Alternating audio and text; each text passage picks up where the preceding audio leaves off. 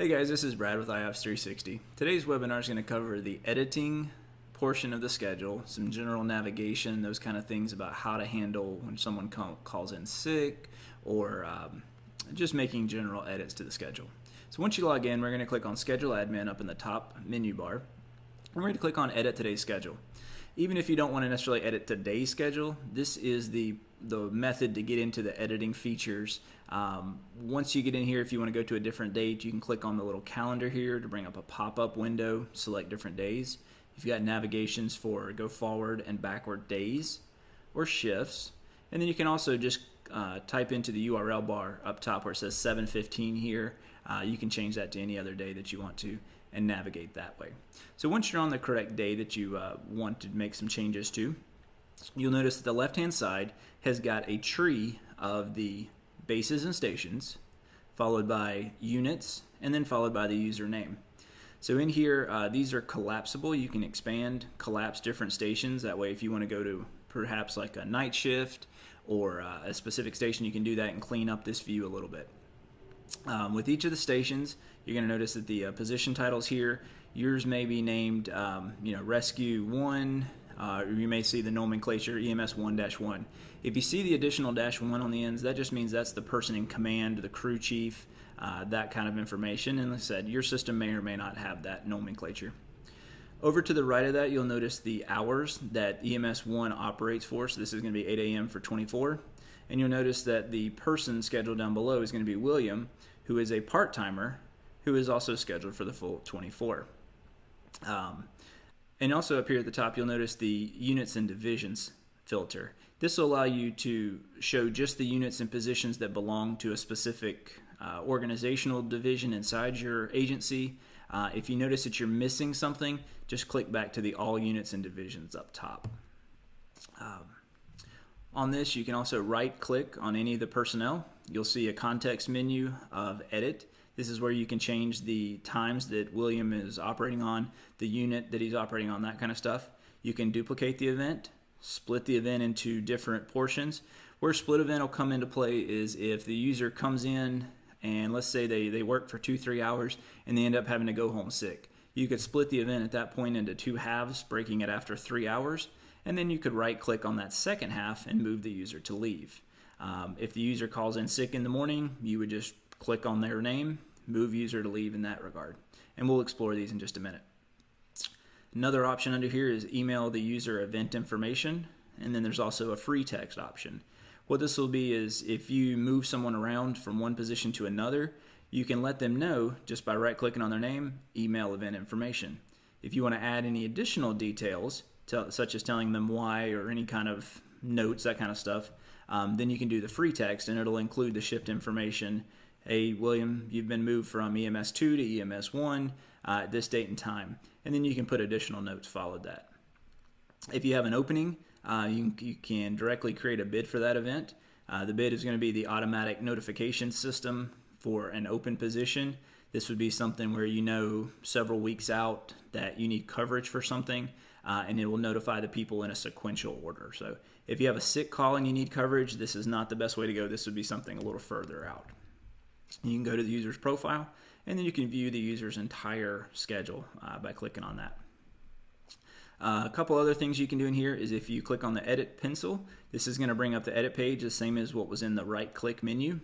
And we'll see a list of all the units and positions inside your organization. You can quickly change that. If you want to quickly modify the start time and the number of hours back to the full time, just to the first half, to the second half, you can do those. Those times are relative to the position that you've picked here. So if EMS 2 operates differently than EMS 1, these are automatically going to pick up those changes, and then those links will reflect the correct time for the unit, first half, second half. Under the users dropdown, you're going to notice that you've got each of the users' names and a couple calculations out to the side. It's going to include the number of hours that this person has worked this week, this month, and this year. There's also a third calculation or a fourth calculation out there for the year-to-date hours they've worked since their hire date. So that's something that may apply to your organization. If it doesn't, you can just disregard. So pretty much this week, this month, and this year. If you need to change the date of this event, you can do that through here. You can also use the sliders to adjust the times as well, as needed. Once you're done making any kind of date and time changes, be sure to double check the hours down here just below all of this, just to make sure that everything is correct. If you want to set any event flags, these are typically used to indicate information on your time card, such as mandatory overtime, comp time, different things like that will be shown under the event flags. And then if you want to put a description under the event, you can do that as well. If you need to delete an event for any reason, you got the red delete button here, and then you have two save buttons. The save button in the middle is going to automatically generate an email, similar to what we're looking at if you right-clicked email event information to user. So this is going to say, Brad, you're now on EMS1 on this date and time, that kind of information. If you don't need to notify the user of the change, you can just hit update event. You can rebuild these trees, and now the edit's been saved. Over in the top right hand corner, we're going to notice a coverage check. This is going to indicate any kind of scheduling issues, such as a user that's been double staffed, any open positions, or any requirements for the vehicles that haven't been met. So in this case, we got the start time should begin at 8 o'clock, but begins at 12:45. Some of these will have quick fix next to them, so you can just click on that and it's going to automatically adjust the time and correct that issue. Another down here is showing the EMS1 requires a skill level.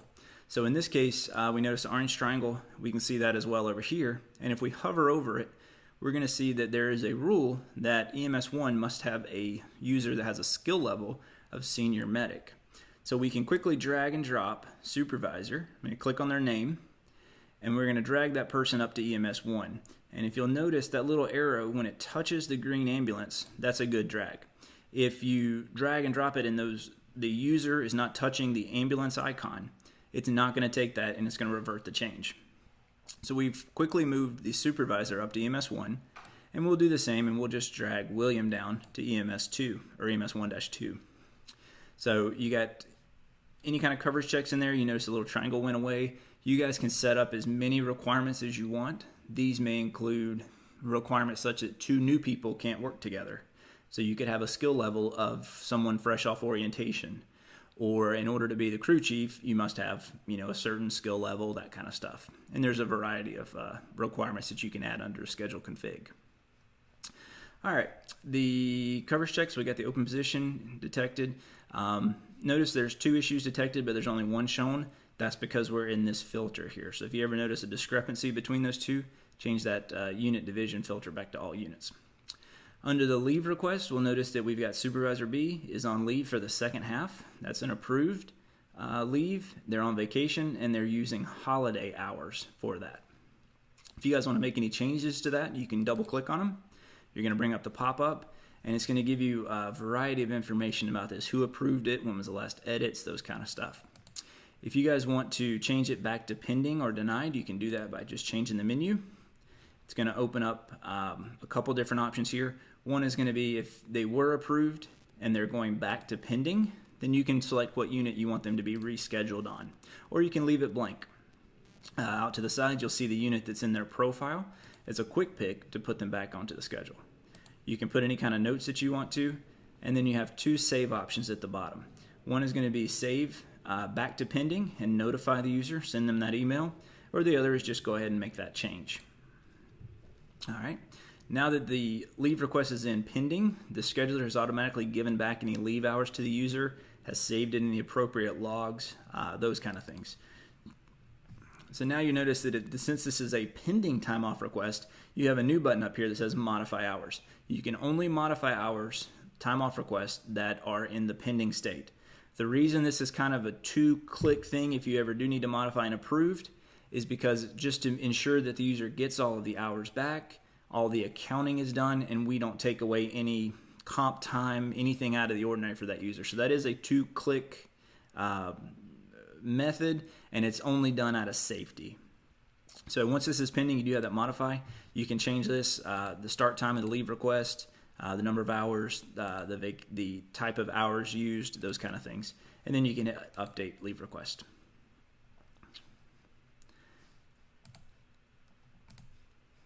Cool.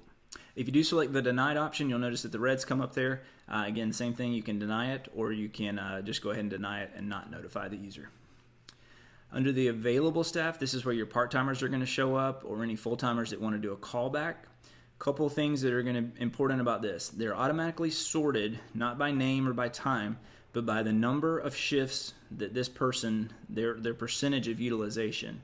So we've got Christopher and Emma have both been utilized 0%, meaning that we have assigned them 0 shifts out of the 3 available that they said that they could work this month. Down below, you'll notice that this person's been assigned 1, 3, and that's giving them 33%. It's done so that a part-timer who submits more availability gets more shifts, and that's just a suggestion. You guys, of course, can take into consideration the number of hours that they worked this week, this month, this year, and kind of spread out the opportunities for the part-timers, those kind of things. In here, we'll see that Christopher Vance is available from 8 a.m. Plus 1 day is what that means, going into the next day for 24 hours. If you want to utilize Chris, you can just simply click on his name, drag him over to the position that you want to, let go. You're going to notice this pop-up that comes up, and it's going to say, basically, Chris is available for 8 a.m. plus 24 hours. If the unit times match, then it's very simple. These are going to be the same in this case. But let's say that Chris said he was available from 7 a.m. until 7 a.m. the following morning. Now we have an issue between the user's availability and what that unit actually operates. Or the user said they're available 24 hours and you only want to utilize them on the first half. That's what these different buttons out here allow you to do. So we can page that user, and then we are going to use them for their full available hours, what time the unit normally operates. In this case, they're the same, but in case they weren't, that allows you to do that. First half, second half. So we'll click on first half. So in here now, of course, we have double coverage, but that's just because of where I scheduled them to. And we'll see we've got Chris on there. He's a part-timer for 8 a.m. For 12 hours. Notice that the EMS 1-2 went red, meaning that we do not have full coverage. These numbers out here are the personnel assigned, and then the number that's required for each of the units. So that's going to create a schedule gap, and it's going to indicate in red you don't have full coverage for this position. Similarly, we could drag a second person up to EMS 1-2, and we'll schedule them for the second half. Our coverage check went to 1 of 1. We've got 2 part-timers assigned. Everything is in good shape now. If for any reason you wanted to take that part-timer back off, you can right-click on it, delete it, and they're going to show back up in the available staff position. A couple other things that are on this page. We've got the supervisor's daily pass-down.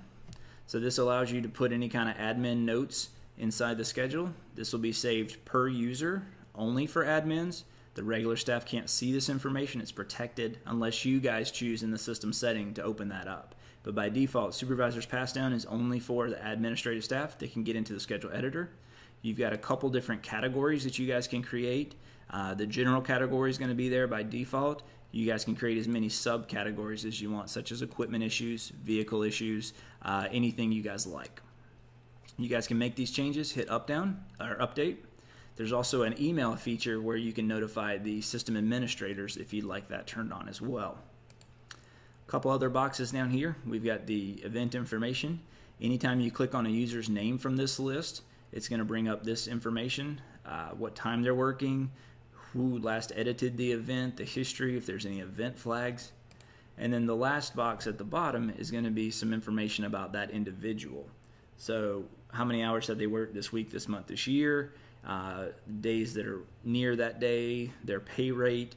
I always tell people you don't have to put in their true pay rate, but you could do something where if they've been with you for 10 years, then you put in $10, or that's much more expensive than a 1-year employee. So you could do years of service, or you could do 1, 2, 3, 4, something like that. The only reason why that would come into play is if budgets are tight, which they usually are, then you may want to make different staffing decisions. You know, if all things are equal, who gets paid a little more? It's just an option that's out there for you. All right. Let's see. So we talked about people when they call in sick in the morning. You would just right-click on their name, move them to leave. This is going to create a leave request, start time, end time, number of hours, those kind of things. If the user didn't call in sick until, let's say, 9:30, so they worked for an hour and a half, you can do that as well. It's going to automatically make the person working from 8 a.m. until 9:30, and then move them to leave for 22 and a half hours after that. you've got a leave category type. So inside the leave categories, we have deducting and non-deducting types. A deducting type would be a sick, vacation, holiday, those kind of things. But let's say somebody needs to come off the schedule to go to a conference. They still want to get paid. That may be an administrative type leave where that would be a non-deducting. We don't need them to take time off because they're still working for us, but they are on leave relative to this position or this unit. So we would want to have you could put them on leave to go to a conference, and that would be an administrative type thing. Or if they were doing some other functional duties where they weren't in this position, but we don't need to take away hours from them either. So you see where it says non-deducting, vacation, you guys will have different categories depending on your configuration, your needs there. You may see FMLA, military leave, jury duty, those kind of things. Put as many categories as you want. This is all of these that need to be programmed in order to flow to your time card. So whatever those categories are on the time card will be what these are as well. Since this is a deducting leave type, it's going to ask you for what hours balance do we want to take away.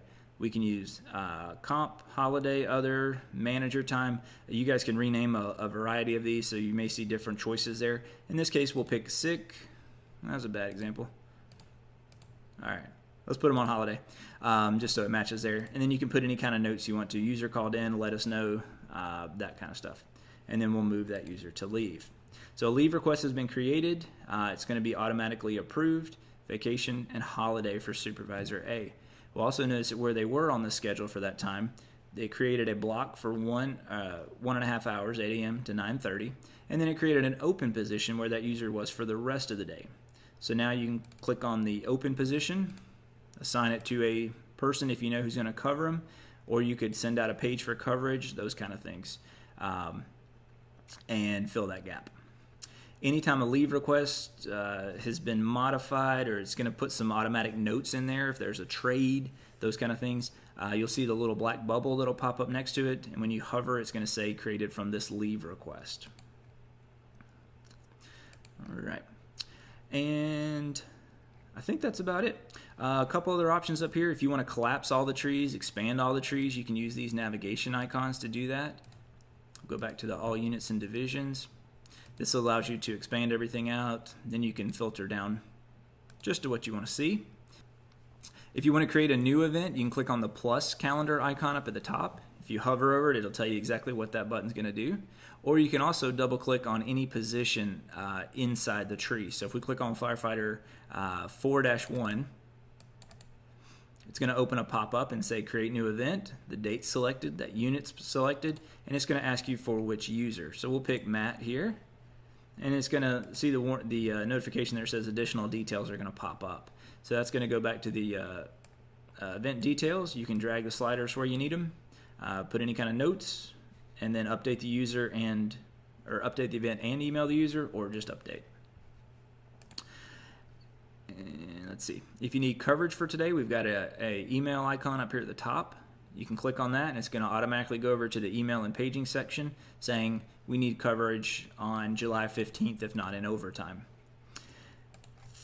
And that's about it. If you guys have any questions, feel free to reach out to us at any time. You've got the chat icon down here in the bottom. This is going to be open Monday through Friday from 8 to 5 usually. Our contact information is on the website. If there's something that's difficult, if there's something you guys want changed, let us know. This is a very dynamic product. We really customize it to exactly what you guys ask us for. So if we can make things a little better, a little easier, definitely let us know. Thanks, guys.